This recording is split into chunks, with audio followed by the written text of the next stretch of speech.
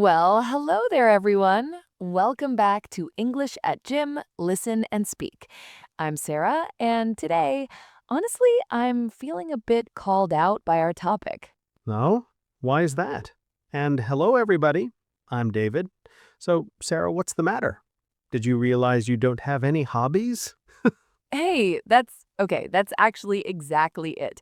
I was filling out a form yesterday, and it asked for interests and hobbies, and I just stared at the blank space. I know that feeling. It's like your brain suddenly deletes all the things you do for fun because you feel like they aren't cool enough to be a hobby. Exactly. I almost wrote professional napper. Is that a hobby? I mean, I'm very good at it. It takes a lot of practice and dedication. Well, it's definitely a skill, but maybe not the kind of hobby we want to talk about today. We're talking about free time and what we do with it. Right. And for our listeners, free time is just that time when you aren't working or studying. It's your own time, your me time. Me time. I love that expression. It means time you spend focusing on yourself and your own happiness. It's a very common phrase in English. It really is. So, David, what did you do last weekend? Was it full of exciting, hobby like activities, or were you just hanging out? Well, I actually tried to get back into sourdough baking, the bread, but let's just say it didn't go well. Oh no! Did it turn into a brick? I've seen your baking before, David. It's usually, sturdy. Sturdy is a very kind word. It was a disaster. I forgot to feed the starter. That's the fermented dough you need to make the bread rise. Oh, fermented. That's a big word. It just means the chemical change in food, like how milk becomes yogurt or grapes become wine. Right, so my starter died. It was very sad. I spent my whole Saturday morning talking to a jar of flour and water that didn't respond. See, that's a hobby struggle. We all have them. I once tried to start knitting because I saw a cool video online. Let me guess, you made a scarf that was 10 feet long and 2 inches wide? No, worse. I got the yarn tangled around my cat. He was not happy. He looked like a giant, fuzzy blue ball of anger. That's hilarious. But that's the thing about hobbies, right? They are supposed to be low pressure. Low pressure. That's a great phrase. It means something that doesn't make you feel stressed or worried about being perfect. Exactly. A hobby shouldn't feel like a job. If you're bad at it, who cares? It's for you. It's your leisure time. Leisure time is another way to say free time. It sounds a bit more formal, but we use it a lot when talking about travel or hobbies. Like, what are your favorite leisure activities? It sounds like something you'd hear in a hotel brochure, doesn't it? It totally does. But back to the napping thing. I think people feel guilty about how they spend their free time.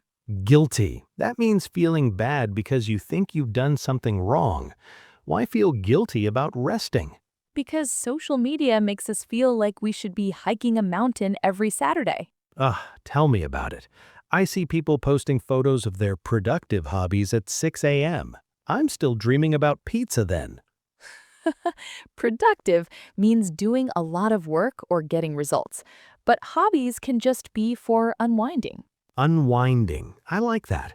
It's like a string that is tight and you let it go loose. It means to relax after a long day. I usually unwind by watching guilty pleasure TV shows. You know, the ones that are a bit silly or dramatic. Oh, like those reality shows where people get married to strangers? I know you love those, Sarah. Hey, don't judge me. It's how I recharge my batteries. That's an expression for getting your energy back. It's a classic. Just like a phone, humans need to plug in and rest. So what else is on your list of maybe hobbies? Well, I've been thinking about taking up photography. Taking up means starting a new habit or hobby. Oh, photography is cool, but it can get pricey. And pricey just means expensive. Cameras cost a fortune. True, maybe I'll just use my phone. I'm quite good at taking pictures of my food before I eat it. The foodie hobby. A foodie is someone who is very interested in trying different types of food. That's me. If eating counts as a hobby, then I am a professional athlete. I have a lot of passion for tacos. Passion is key. If you don't have your heart in it, it's not a hobby, it's a chore. Have your heart in it means to be really sincere and excited about something. I definitely feel that way about tacos. We should probably talk about more active hobbies too, for the English at gym vibe. You're right. Let's get into the stuff that actually makes us sweat a little bit in the next part. So, we mentioned the English at gym vibe. Sarah, please tell me you've actually stepped foot in a gym recently for a hobby? Hey, I'll have you know I went to a spin class last Tuesday, and spin class is just a fancy way of saying cycling on a bike that goes nowhere. Oh, I know those. The music is so loud you can't hear your own heart screaming for help. Exactly. It was intense, and intense means very strong or extreme. I thought my legs were going to fall off. But that's a workout, right? A workout is just a session of physical exercise. Did you enjoy it though? Honestly, afterward, I felt on top of the world. That's an idiom for feeling extremely happy or successful. I get that. It's the endorphins. Those are the chemicals your brain releases to make you feel good after exercise.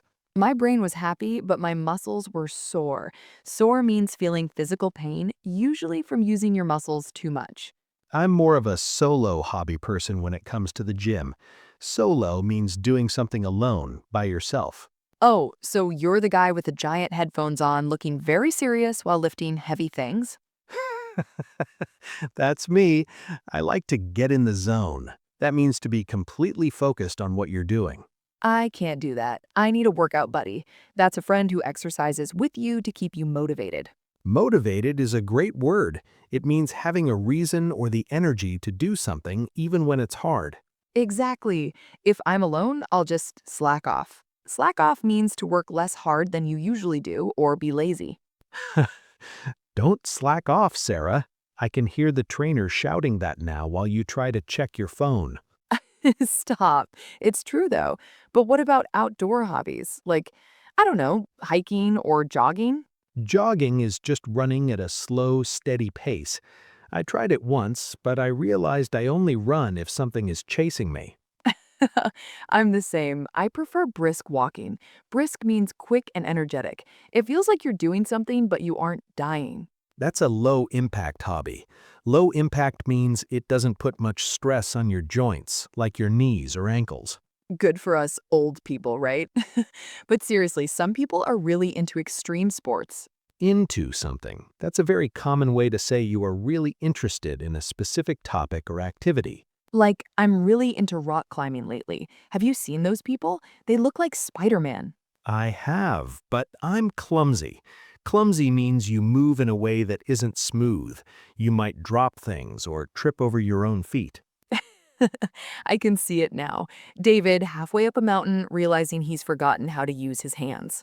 Exactly. I'd be stuck between a rock and a hard place, literally. That's an idiom for being in a difficult situation with no easy way out. Good one. But hobbies don't have to be scary. What about something like yoga? It's very meditative.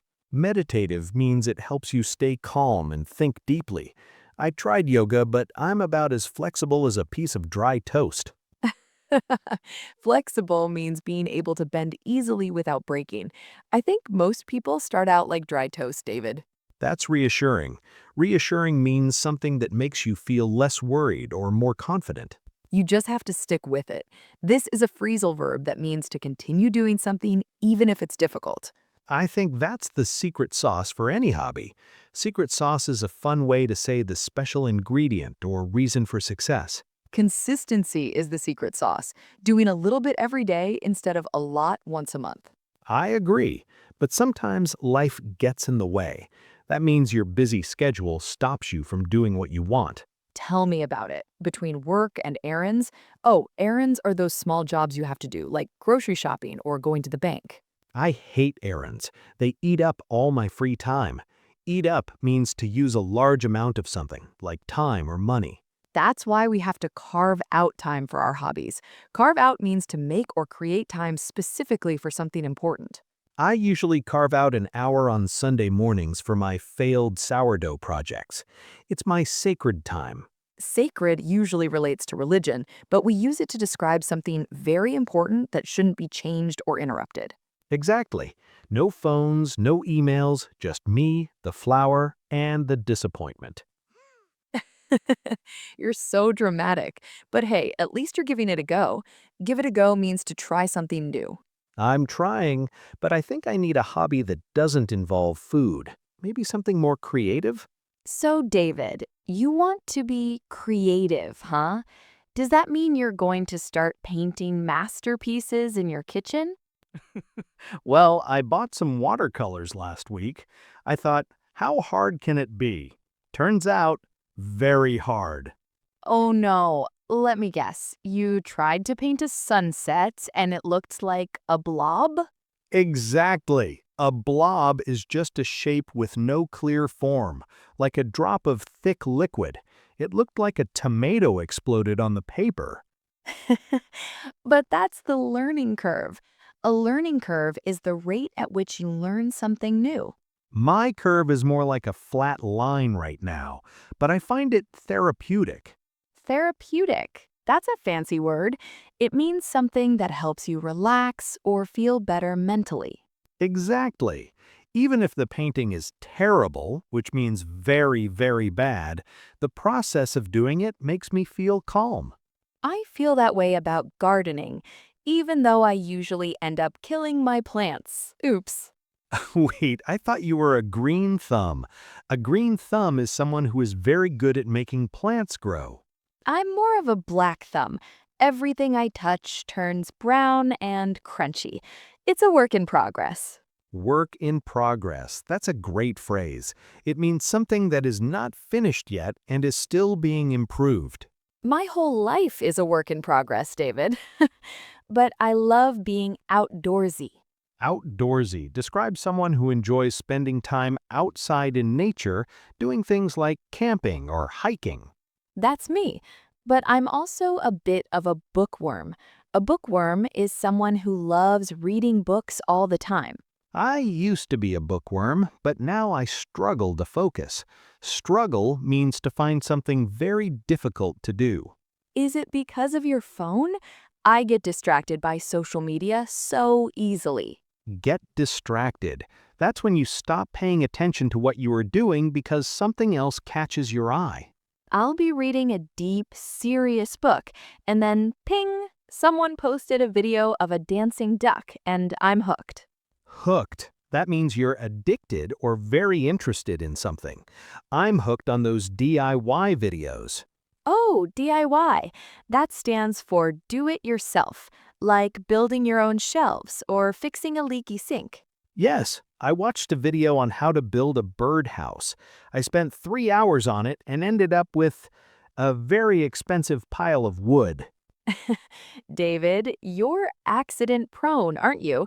Accident prone means you have a lot of small accidents or mistakes. It's a gift, Sarah, a very dangerous gift. But I think hobbies should be hands-on. Hands-on means doing something physically with your hands rather than just reading or talking about it. Exactly, like pottery. Have you ever tried that? It looks so soothing. Soothing means making you feel calm and peaceful. But I've seen the movies. It usually ends with clay everywhere. Clay is that heavy, sticky earth used to make pots. I'd probably end up wearing more clay than I use for the pot.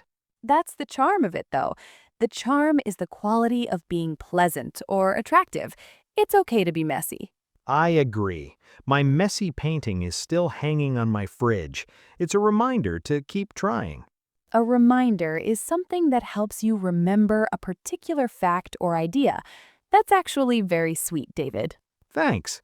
I also find that listening to podcasts like this one is a great hobby for when I'm doing mindless tasks.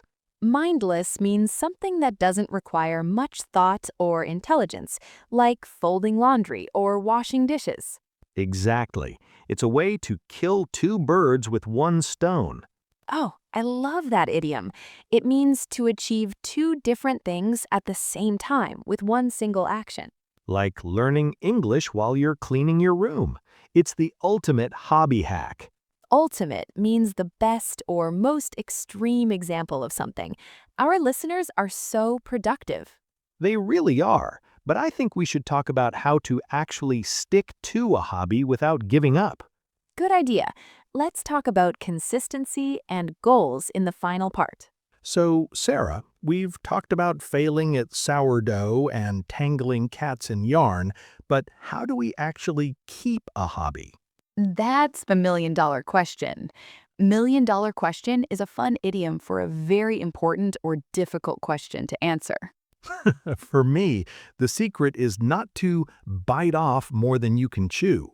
Oh, I love that one. It means trying to do something that is too big or too difficult for you to handle. Exactly. Don't try to run a marathon on day one. Just take baby steps. Baby steps are very small actions you take to achieve something big, like walking for 10 minutes before you try to run. And don't be a perfectionist. A perfectionist is someone who wants everything to be exactly right and has no mistakes. That's so true. If you're a perfectionist with a new hobby, you'll burn out in a week. Burn out. That's a common phrasal verb. It means to become completely exhausted because you've worked too hard. I've definitely burnt out on language learning before. I tried to study for 4 hours a day and my brain just quit. Your brain went on strike. On strike means refusing to work. I think our listeners can relate to that. Relate means to understand how someone feels because you have experienced the same thing. So the goal is to make it a habit. A habit is something you do regularly, almost without thinking. Like brushing your teeth. If your hobby is built into your day, you're more likely to follow through. Follow through means to finish something you started. I'm still working on following through with my gym membership. David, you've had that membership for 6 months and I've only seen you there once. Hey, I went to the cafe inside the gym. Does that count? They have great protein shakes. No, it does not count. But hey, at least you're showing up. Showing up is half the battle. Half the battle is a great idiom. It means that starting or doing the basic part is the most important step to success. Well said. So, to our listeners, what's one hobby you've always wanted to give a whirl? Give a whirl is just another way to say try something for the first time. Maybe it's cooking, or maybe it's more English. We hope this episode inspired you to dust off those old running shoes or that guitar in the corner.